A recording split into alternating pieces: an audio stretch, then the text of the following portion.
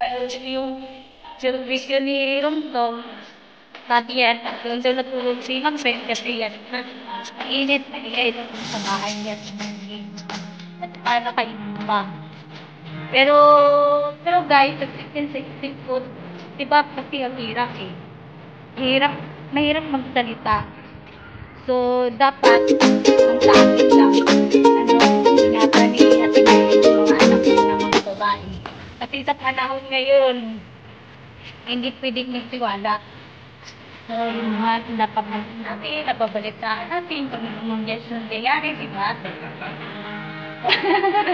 Hello po yan. Hello. Siyempre.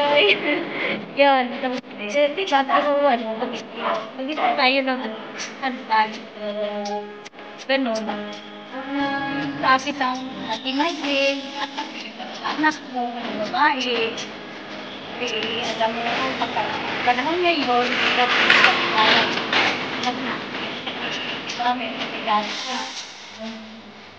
gusto ko ka magkahanap nga.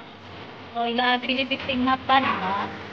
O, ingatan natin at may ginang ating mga anak. Ayan na. Yun lang ang tayo sa isang lagi.